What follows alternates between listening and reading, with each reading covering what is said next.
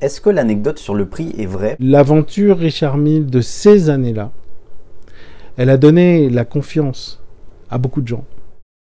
Bonjour à tous et bienvenue dans cette nouvelle vidéo. Je suis avec Laurent Picciotto. Bonjour Laurent, comment vas-tu? Bonjour, je vais très bien. Merci à toi d'avoir accepté mon invitation. Et là justement, on se lance dans un nouveau type de format qui va s'appeler les chroniques horlogères, où justement tu vas nous donner ton avis sur des marques, sur le marché à une certaine époque. Et justement, aujourd'hui, on va parler de la marque Richard Mille parce qu'il se trouve que, de ce que tu m'as dit, les prémices de la marque ont été dans ce bureau. En grande partie. Ouais. Et donc, la première question qui me vient en tête, c'est comment tu l'as connu et à quelle occasion? Richard, je le connaissais de loin, je le connaissais peu. Il était à l'époque directeur général chez Mauboussin. Et il s'est mis à fabriquer pour Mauboussin des pièces, plutôt de joaillerie, mais souvent des pièces compliquées type tourbillon. Okay. Ce qui l'a amené en fait à découvrir, par rapport à son parcours horloger, de travailler en fait avec des sous-traitants et des gens qui font du private label en Suisse. C'est très probablement d'ailleurs à cette époque qu'il a rencontré Dominique Guenat, son associé qu'il est encore aujourd'hui. Et puis, un jour, il me montre un tourbillon Mauboussin. Nous, c'est pas tellement notre univers, surtout que c'était des tourbillons thématiques, aussi bien sur la corrida, le football ou autre. Bon. Et puis, un beau matin, il vient me voir et me dit je vais monter ma propre marque et j'aimerais bien venir discuter avec toi 2 heures par semaine pour avoir au niveau du produit, ton sentiment, etc. Bon, ok. Et puis assez rapidement, dans cette cave, les 2 heures sont devenues 10, 15, 20, voire parfois toute la semaine. Ok. Et donc on a pas mal travaillé sur cette période, sur la RM01, donc qui était la première montre de la marque, qui avait donc son capteur de couple, donc avec une échelle de force en décimillimètre, avec tout ça étant réalisé au niveau du mouvement par Renaud Papy à l'époque. Ok. Qui appartenait à Audemars. Qui appartenait déjà à Audemars Piguet à l'époque. Et si tu veux, nous on passait notre temps chez Renaud Papy, donc nos interlocuteurs c'était Giulio Papy et Fabrice Deschanel. Okay. Fabrice qui est aujourd'hui chez Grobel Forcé. Et on passait notre temps finalement à demander à Renaud et Papy à chaque fois plus. C'est-à-dire on faisait ce qu'on sait faire de mieux, c'est-à-dire les malins, en disant oui mais non, on voudrait faire que la platine soit métallisée, on voudrait des vis particulières, on voudrait un couvercle de barillet qui soit en titane avec des nervures bien particulières, etc., etc., etc. Et puis à un moment, quand on avait un peu demandé tout ce qui était dans les idées pour avoir quelque chose d'assez radical, au-delà du dessin qu'avait déjà Richard, il est arrivé, il avait déjà le dessin. Il y a beaucoup d'histoires d'ailleurs, des polémiques dans lesquelles je ne rentrerai pas parce que je n'en sais rien à vrai dire, même si j'ai 2-3 idées sur qui a dessiné, mais bon. Toujours est-il qu'une fois qu'on a eu épuisé un peu toutes les exigences complexes qu'on pouvait demander à Renaud Papy, okay. En réalité, on a dit voilà maintenant. Et eux nous disaient, écoutez les gars, vous êtes gentils, mais ça va coûter vraiment un saladier, quoi.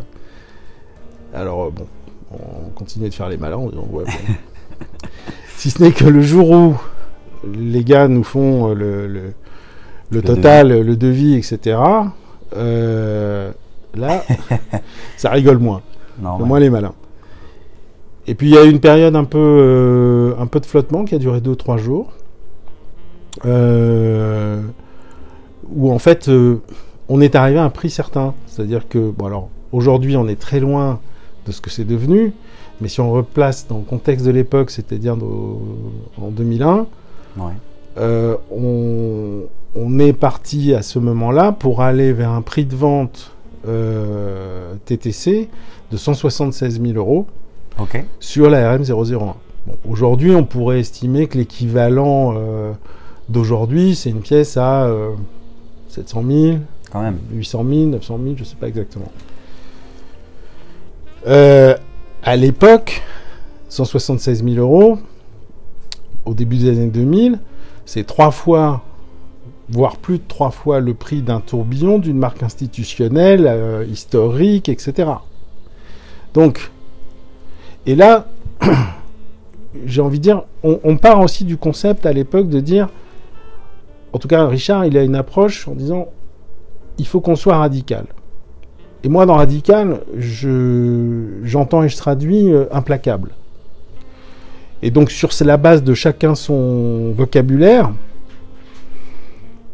quand le prix tombe, je dis bon, bah voilà, go. Et Richard, il a le doute. Il dit ouais, mais bon, c'est pas évident. Bien sûr que c'est pas évident. Bah, surtout sauf que à l'époque, si je veux être radical ou implacable, parce qu'à un moment, il se pose même la question de dire est-ce qu'il ne faut pas revenir un peu en arrière, sous-entendu revenir un peu en arrière sur certaines modifs, sur certaines finitions, sur certaines sur certaines façons d'aborder le mouvement ou la montre en elle-même. Et je lui dis mais si on est radical, si tu veux revenir en arrière de quoi? C'est-à-dire, en fait, on va faire un compromis. On va revenir de 10 000 ou de 50 000 ou de 100 000. Enfin, je veux dire, c'est plus du tout la même chose. Et puis bon, donc, on se quitte. Et 3 jours après, on revient en disant, bon, ok. Je lui dis, moi, je pense que sinon, on n'a rien à dire. Et peut-être d'ailleurs que si ça n'aurait pas été dans ce sens-là, les choses, mais bon, après, on ne fait pas les histoires, mais les choses seraient peut-être un peu différentes. Et c'est vrai que ce qui a capté l'attention des gens à l'époque, c'est évidemment le design de la montre et son approche assez radicale, mais on ne peut pas mettre de côté que le prix a été aussi. Bien sûr. Et aujourd'hui, sans être critique, j'ai envie de dire que c'est devenu le principal, en tout cas peut-être pas argument, mais élément de distinction. Mais en tout cas à l'époque, c'est clair que moi, évidemment, avec à peu près toujours les mêmes détaillants, c'est-à-dire à part quelques-uns qui ont arrêté depuis, mais enfin qui ont arrêté leur activité, j'entends. Je suis le laboratoire à ce moment-là, évidemment. Richard est là tout le temps, etc. Et donc on commence à recevoir les premières montres. Il faut savoir que la première année, il y a 43 montres qui sont fabriquées. Et puis il y a un seul modèle. C'est un tourbillon RM001. Alors ok, en or gris ou en or jaune d'ailleurs. L'or rose viendra plus tard. Et en titane. D'accord. Mais le titane et l'or rose sont au même prix parce que c'est plus la valeur du mouvement et le peu de pièces fabriquées qui construisent le prix en fait aussi. Mais en termes de laboratoire, on voit beaucoup de clients qui arrivent à cette époque-là et qui à un moment disent, et des clients qu'on connaît nous parfois depuis très longtemps, et qui disent ah oui, ah, sympa, etc. Et puis qui disent ça vaut quoi? Et là, quand on leur dit le prix, attends, je peux regarder de plus près? Alors, ce qui est un réflexe normal. Parce que si je te dis, tiens, cette paire de lunettes, ouais, elle est cool, je la trouve sympa. Si je te dis qu'elle vaut 30 000 euros, tu vas me dire, attends, je vais la regarder de plus près. Normal. Bon. Et donc là, c'était un peu la même chose. Et du coup, ça a effectivement bousculé un peu l'état d'esprit d'un certain nombre d'amateurs, avec certains qui dès le départ sont rentrés dans le jeu et ont dit ok, fantastique, j'y vais. D'autres qui ne l'ont pas fait, qui le regrettent maintenant parfois, mais pour des raisons moins avouables, c'est-à-dire des purement spéculatifs ou spéculatifs plutôt. Et ça démarre comme ça. Et c'est vrai que la première année, on vend 5-6 tourbillons ici. Et derrière, on aborde des gens comme Marcus à Londres, qui était, on va dire, dans les strates type chronopassionnesque de l'époque, Pisa à Milan, les ambassadeurs à Genève, Westheim avec les Simonian à Los Angeles. Et puis voilà, les choses commencent comme ça. Et c'est vrai que bon, assez vite, hein, parce que 43 mondes, c'est pas grand-chose, mais bon, l'année suivante, ouais, ça se vend plutôt mieux que prévu. En tout cas, mieux ou pas, parce qu'on n'avait pas comment dire, de background, d'expérience en la matière. Mais en tout cas, ça plaît. Et puis les choses comme ça ont évolué, donc on a continué de travailler sur la RM02, ou un moment, en grande partie sur cette idée de dire que finalement tirer une couronne c'est un peu impropre, et c'était intéressant de travailler sur le bouton coaxial pour mettre la position remontage, la position mise à l'heure et la position neutre comme une boîte de vitesse, et ne plus avoir finalement à tirer avec X kilos de force dans les doigts. Et puis les choses comme ça ont évolué jusqu'au moment où bon, bah, chaque année ça progressait, et les comment dire, et à un moment pas de façon précise, mais je dirais peut-être au bout de 4 ou 5 ans, Richard a eu l'idée de dire maintenant on va faire une montre 3 aiguilles classique, évidemment moins onéreuse, mais très onéreuse pour une 3 aiguilles, c'est-à-dire que on était aussi après 2000 dans le changement franc-euro venait de démarrer, et en gros Richard a dit bah, finalement les gens qui n'avaient pas 200 000 euros, ils ont peut-être 200 000 francs, c'est-à-dire l'équivalent de 35 000 euros pour acheter une montre 3 aiguilles. Et c'est la RM05 à ce moment-là qui arrive, et qui est donc une 3 aiguilles, boîte Richard Mille, enfin je veux dire assimilée dans les codes de la maison, et qui deviendra un peu plus tard la RM010 dans un volume un peu plus important. Et en fait à cette époque-là, grosso modo d'ailleurs, bon alors ça a beaucoup de succès, mais on revient quand même toujours à cette histoire de visualisation de la valeur, c'est-à-dire sans parler de spéculation, c'est-à-dire que le porteur ait une RM10 ou une RM01 ou 02, dans l'esprit de tout le monde, c'est un Richard Mille, point. Ouais. Donc ça vaut pas de prix, ça vaut une fortune. Et quelque part, cet aspect-là de la question, il a été d'une certaine façon un peu le déclencheur. Maintenant, c'est vrai aussi que le début des années 2000, c'est une période relativement, on va dire, économiquement en tout cas, favorable, même s'il y a eu le 11 septembre, même si, je veux dire, 2008 ensuite. Mais en fait, il y a eu quand même un certain nombre d'années où je dirais, et je pense que ça a bénéficié, c'est toujours pareil, il y a toujours un peu les hasards du timing qui font qu'à un moment donné, moi les années 2000, j'avais beaucoup de clients qui d'une façon raisonnaient sur le « j'achète donc j'existe ». D'accord, donc très... ouais, très pas m'as-tu vu, mais très dans le réflexe aussi de c'est nouveau, il me le faut. Ok.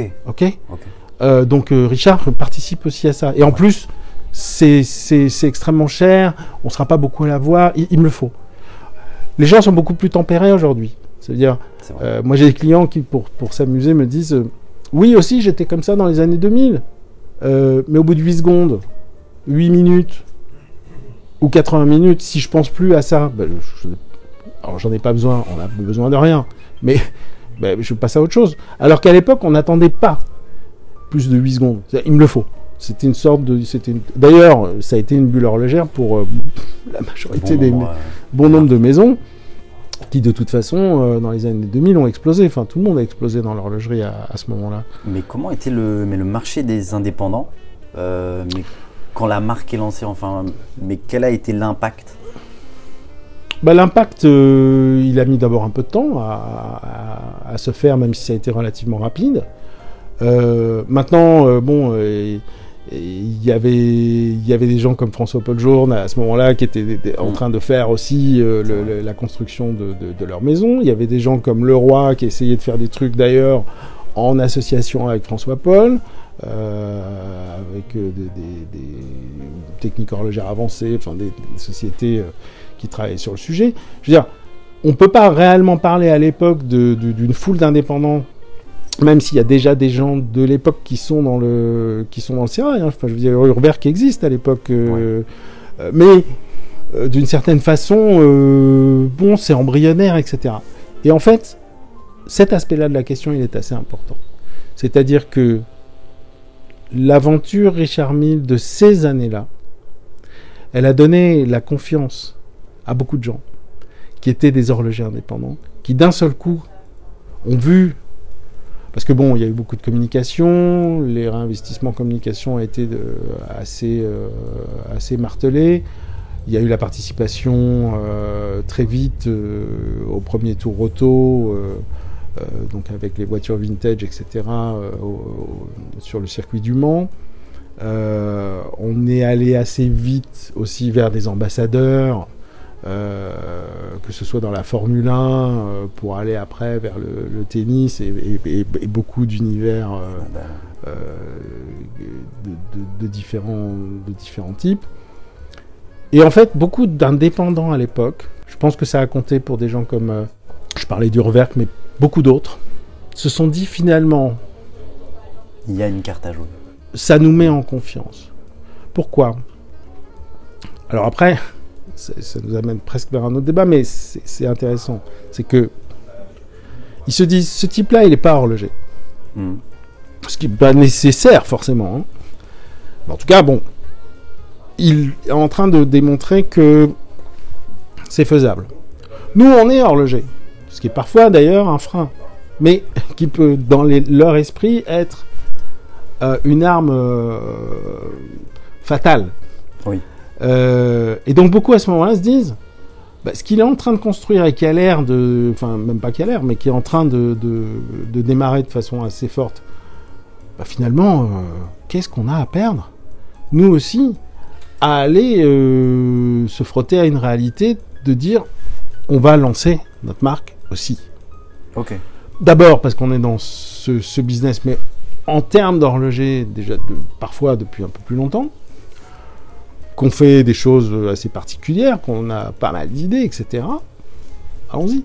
Et je pense que, en fait, c'est un des aspects extrêmement importants, si on se remet dans le contexte de l'époque, de dire que finalement, ça a ouvert la porte à plein de gens qui n'auraient peut-être pas osé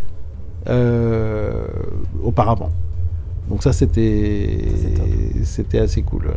Et donc en 2001, enfin la première montre sort, mais vous faites Baselworld. Enfin, mais vous faites. Ouais, Richard il fait Baselworld avec la montre dans la poche. Le salon de Genève, pareil. Mais pour vendre 43 montres, t'as pas besoin de monter un stand. Surtout, encore une fois, parce que tu connais les 10 détaillants dans le monde qui sont potentiels. Et puis Richard comme moi, on les connaît. C'est-à-dire qu'on n'a pas de porte à pousser plus que ça. Donc, les choses se font assez naturellement. On peut considérer en fait que après, au bout de 5, 6, 7 ans, ça y est, le truc il est lancé. Il est lancé. Okay. Et que quel que soit le type de monde qui sorte, sans être méchant, parce que parfois il y a des trucs où, bon, mais ça fonctionne, ça marche. Donc moi je sors de l'histoire de 5-6 ans, parce que dans les associations c'est toujours un peu la même histoire, c'est-à-dire que quand c'est un super désastre ou un très grand succès, on va dire que les vrais visages apparaissent, et puis il y a un moment, moi j'ai pas envie de passer mon temps à me battre ou à m'énerver, parce que moi je travaille avec beaucoup de maisons, et à un moment c'est bon, mais c'est une histoire quand même malgré tout qui est assez intéressante, qui aujourd'hui est sur les rails, bon maintenant avec des argumentations qui sont un peu plus éloignées de ma façon de penser, sur la spéculation, sur la cohérence, etc. Maintenant, ce qui est vrai aussi, c'est qu'il y a eu, il y a déjà quelques années, mais au même titre que l'a fait Audemars Piguet, et d'une certaine façon, on peut considérer que les idées se sont échangées facilement, puisqu'Audemars a maintenant les 20% de Richard Mille. Et que Renaud Papy continue de faire une partie, non pas toute, puisqu'on sait on sait que Vaucher et Dubois des Pras sont aussi sur certains modèles. Mais à un moment, donc, Richard décide de fermer sa distribution. Il dit, voilà, moi, finalement, les Cara à Saint-Barth, les Marcus à Londres, les Pisa à Milan, les Chronopassion à Paris, etc. On ferme. Fini. On va faire notre propre boutique. Mais bon, Audemars l'a fait derrière de la même façon. Bon, si ce n'est qu'Audemars a été d'une élégance de gentleman, ça c'est encore une autre histoire, mais on y reviendra peut-être le jour où on parle d'Audemars.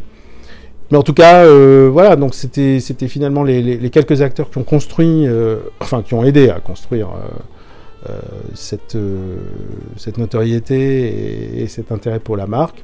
Bon, maintenant c'est la vie, hein, je veux dire, oui. Ça s'est passé et ça se passera encore dans d'autres maisons. Mais après, bon, c'est ce qui est vrai aussi, c'est que le côté distribution monomarque n'est pas toujours évident.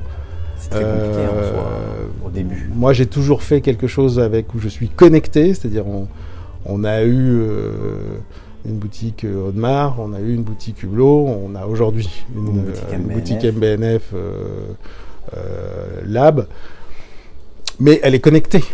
Oui. Aux multimarques. Parce que je pense que malgré tout, la grosse difficulté dans les boutiques monomarques en règle générale, et on le voit aujourd'hui avec des difficultés de gestion, d'arrogance, de peu ou pas de montres dans plein de boutiques, de nécessité de prendre rendez-vous pour un service après-vente, etc. Enfin bon, d'un seul coup, on commence à être un peu dans la victimisation, non pas fashion, mais un peu légèrement discutable. De se dire...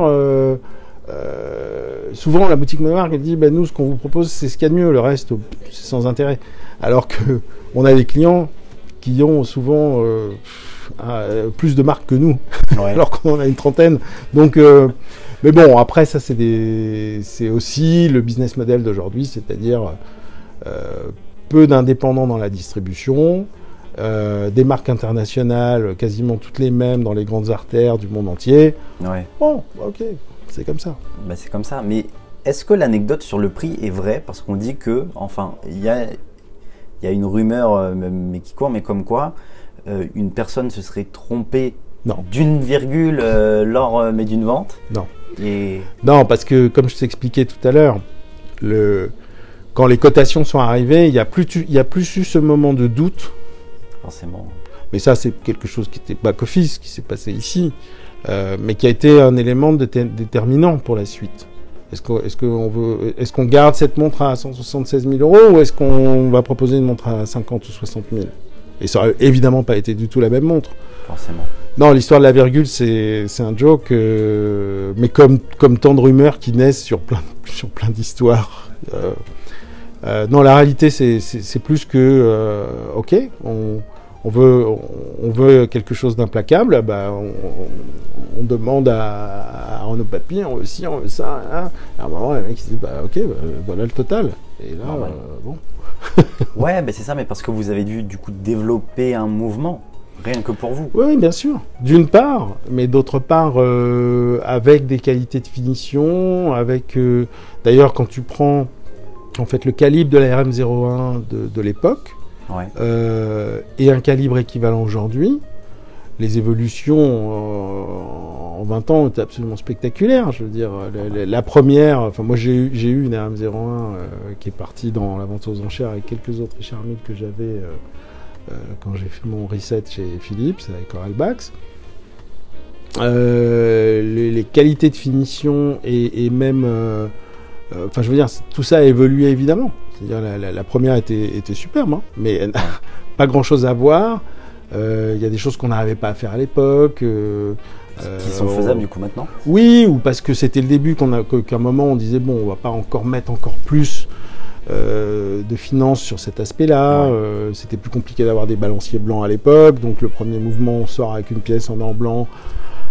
Et puis on a ce balancier jaune au milieu de l'échappement qui est blanc, on dit bon, mais à l'époque on aurait pu le résoudre hein, déjà à cette époque-là, mais compte tenu de la confidentialité, du peu de pièces, des coûts, des délais, etc. On a dit on verra plus tard. Bon, ça, évidemment, ce sont des choses qui ont été résolues, mais Mais ça va beaucoup plus loin que ça, au niveau de la construction du mouvement, au niveau des qualités de finition, au niveau même qualité, bien entendu, je veux dire. Donc, mais ça c'est assez... Enfin, ça semble normal, quoi. Ouais, ça c'est clair. Bah, merci beaucoup, Laurent, Je t'en prie. pour toutes tes réponses. Et puis on se retrouve pour un nouveau épisode. Et puis mais dites-nous dans les commentaires si vous avez des questions. Dites-le nous. Et on vous dit à la prochaine. Salut. Merci.